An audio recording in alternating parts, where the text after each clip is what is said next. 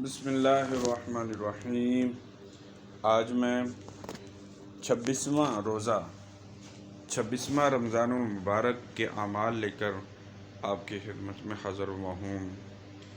26 رمضان المبارک کہ جب آپ فجر کی نماز پڑھ لیں، اپنی جگہ پر بیٹھ کر 3 دفعہ دعائے جمیلہ، بہت پیاری دعا ہے، یہ آپ نے 3 دفعہ پڑھنی ہے۔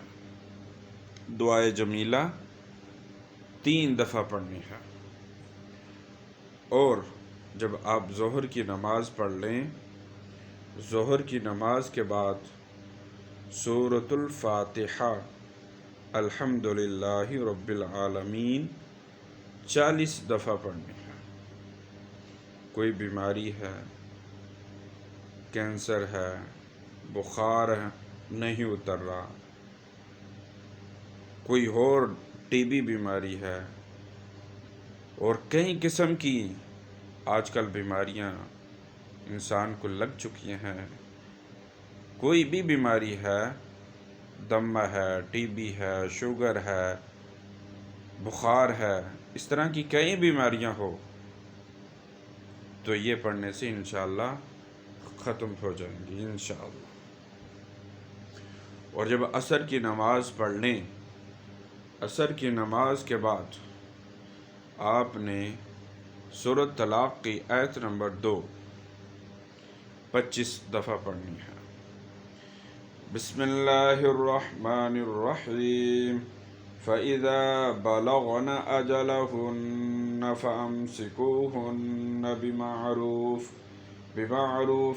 أَوْ فَارِقُوهُنَّ بِمَعْرُوفٍ وَأَشْهِدُوا ذَوَيْ عَدْلٍ مِّنكُمْ وَأَقِيمُوا الشَّهَادَةَ لِلَّهِ ذَلِكُمْ يُوعَظُ بِهِ مَن كَانَ يُؤْمِنُ بِاللَّهِ وَالْيَوْمِ الْآخِرِ وَمَن يَتَّقِ اللَّهَ يَجْعَل لَّهُ مَخْرَجًا۔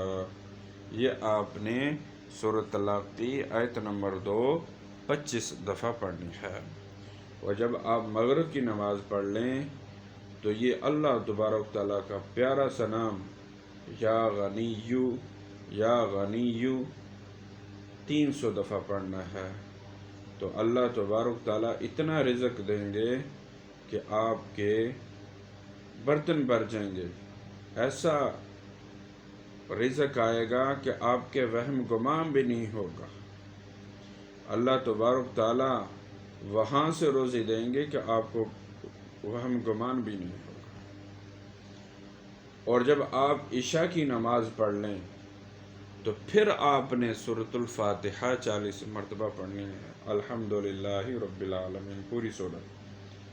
پھر آپ نے 40 دفعہ سورۃ فاتحہ پڑھنی ہے، اور اس کے بعد دعائے نجات، دعائے تقدیر بدل، یہ والی جو میں ابھی دعا بتانے لگا ہوں، کوئی بھی شخص 25 دفعہ پڑھے گا تو اس دعا پڑھنے کی برکت سے جو آپ کی بری تقدیر لکھی ہوئی ہے وہ اللہ تبارک تعالیٰ تقدیر کو بھی بدل دیں گے، برے حالات ٹھیک ہو جائیں گے، برے حالات سے اچھے حالات کی طرف آنا شروع ہو جائیں گے انشاءاللہ۔ جو بری تقدیر ہے وہ مٹ جائے گی، اچھی تقدیر اللہ تبارک تعالیٰ لکھ دیں گے انشاءاللہ۔ قُل لَّن يُصِيبَنَا إِلَّا مَا كَتَبَ اللَّهُ لَنَا هُوَ مَوْلَانَا وَعَلَى اللَّهِ فَلْيَتَوَكَّلِ الْمُؤْمِنُونَ۔ یہ آپ نے 25 دفعہ پڑھنی ہے۔ ہمیں بھی اپنی دعاؤں میں یاد رکھنا۔ اللہ حافظ۔